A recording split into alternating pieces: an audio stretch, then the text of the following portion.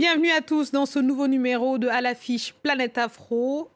Dans cette édition, un poète philosophe gabonais qui présente son premier roman, une ode mélancolique doucereuse qui redonne visage, corps et esprit à sa mère disparue. Steve Wilfried Mungungi, tu as fait de moi celui qui enjambe le monde, est notre invité.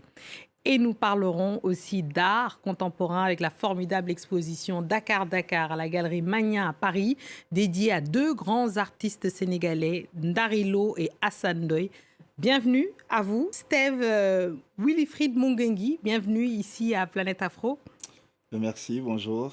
Alors, je vous présente, vous venez du Gabon, pays que vous avez quitté à l'âge de 25 ans pour poursuivre des études à Paris de philosophie, lieu de vos rêves, forgé à travers vos lectures notamment, et en partant, vous laissez votre famille et votre mère en particulier, que malheureusement vous ne reverrez pas. Ce livre est donc une ode à votre mère disparue et à qui vous donnez, je disais, corps, esprit, dans un récit mélancolique mais aussi optimiste sur la vie après la tristesse de l'exil. J'ai envie de commencer par une question un peu personnelle. Car ce livre est un récit très personnel. A-t-il réussi à apaiser une partie de votre peine ? Oui, je pense qu'en partie, il a réussi à faire ce travail-là. De toute façon, j'avais besoin de passer par là et quand je suis arrivé au bout de cette entreprise, j'ai ressenti l'espèce de soulagement que je n'avais pas eu depuis longtemps. Il m'a même permis comme ça je dirais même de guérir en quelque sorte, puisqu'il y a un avant et un après ce livre, en ce qui concerne mon parcours personnel. Vous avez, donc il est très lourd, ce livre, dans l'émotion qu'il véhicule, c'est toute votre tristesse, hein, évidemment, dont on parlera. J'avais envie d'abord de vous entendre, d'entendre les mots que vous écrivez avec un extrait, donc, et on en parle après. D'accord. Je vous écoute.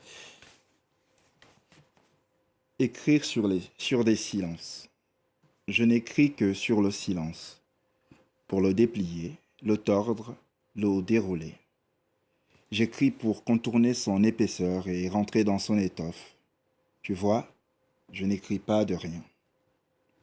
Toujours ce silence dont j'entends le murmure, le tien qui enveloppe ma vie. J'aimerais lui rendre sa voix, la voix de ce qu'il terre. Un silence qu'on ne déplie pas est cimetière, on s'y enterre comme en une tombe froide. Alors, j'ai choisi d'écrire pour ne pas mourir. Écrire même un murmure, écrire un sourire qui se perd à la surface de la mer. Écrire sur le silence pour qu'il sauve mon voyage.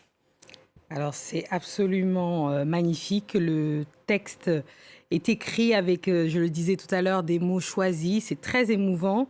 Dans ce texte, vous laissez libre cours à votre sensibilité d'homme qui pleure, qui confie son désarroi, sa mélancolie, son amour de sa mère, évidemment, de sa terre perdue, mais aussi son amour pour sa nouvelle terre.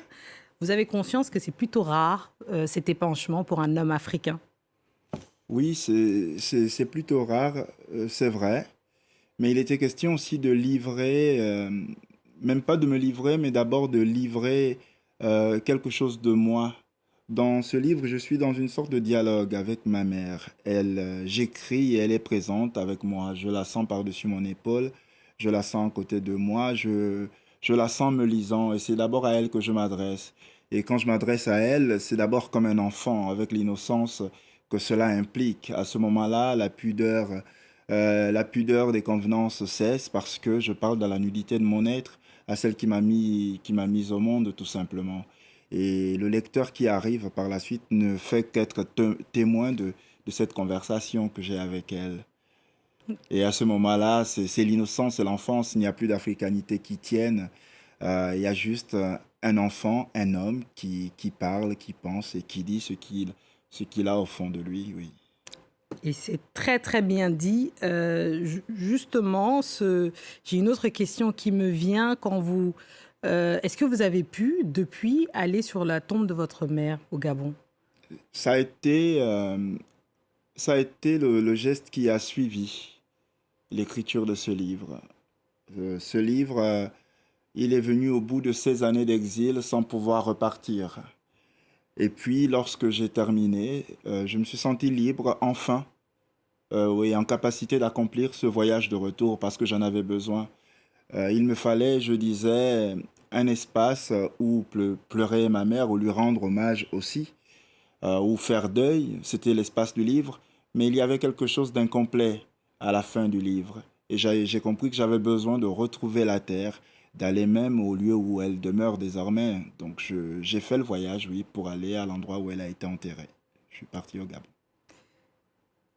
Il est aussi question d'exil et forcément et d'immigration, même si vous dites que vous êtes un immigré culturel, vous êtes venu en France pour votre amour justement de la culture française que vous égrenez tout au long des pages. Mais qu'est-ce que vous répondez à ceux qui justement sont prêts à tout, y compris à mourir pour venir en Occident? Alors,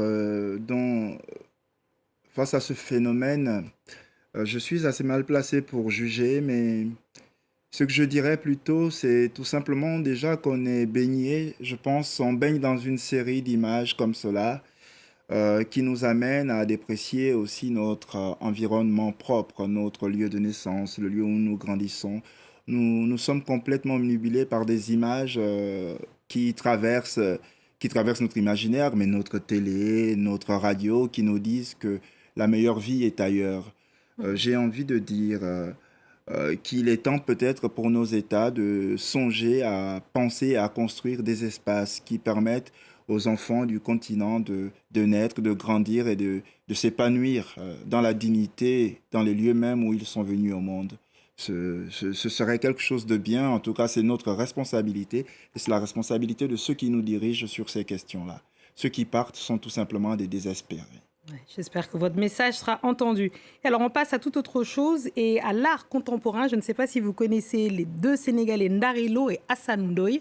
Ce sont deux grands artistes sénégalais de grand talent qui sont réunis pour la première fois à Paris au sein d'une même expo à la galerie Magnin A.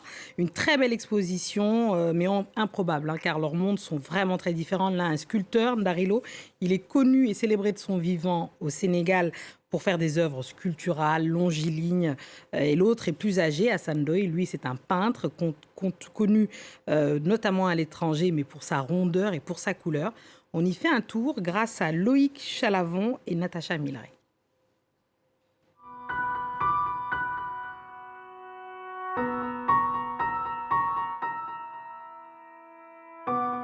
Ce dialogue fonctionne parfaitement, d'abord parce que aucun des deux ne fonctionne avec les mêmes principes, avec les mêmes techniques, mais qu'elles sont très complémentaires. Hassan Ndoye est tout en courbe, alors que Ndarilo est tout en rectiligne.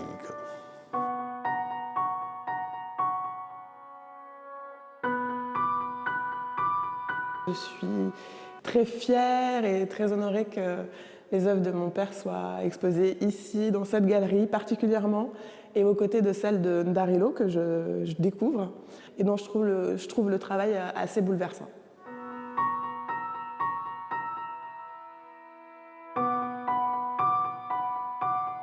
La spécificité de Ndarilo, c'est le mouvement. Toute sa vie, il a voulu représenter le mouvement. Il a commencé par l'homme qui marche. Ce sont des personnages en mouvement, principalement des hommes qui marchent, mais aussi des femmes, des vieillards.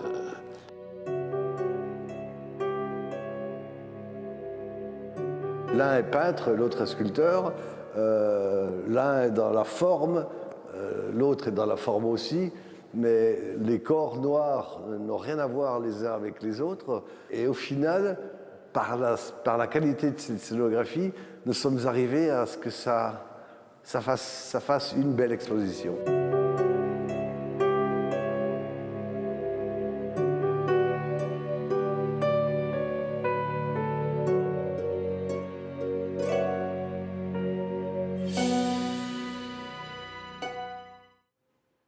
Alors, Steve Wilfried, est-ce qu'on vous a donné envie d'aller voir Hassan Ndoye et Ndarilo?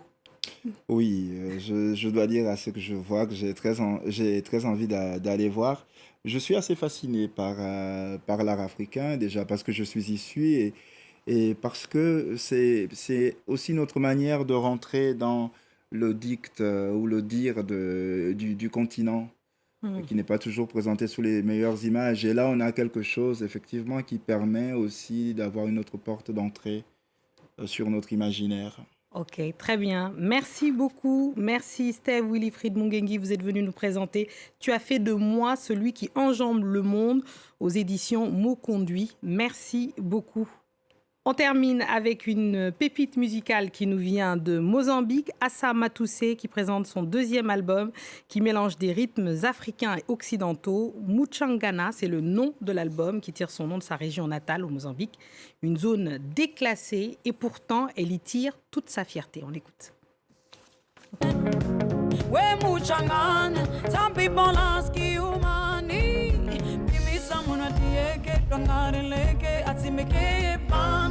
Wakanga eteleke mtsukwa pukela na matoma senge bimisa munatieke dongari leke atimeke pande wakanga eteleke mtsukwa pukela na matoma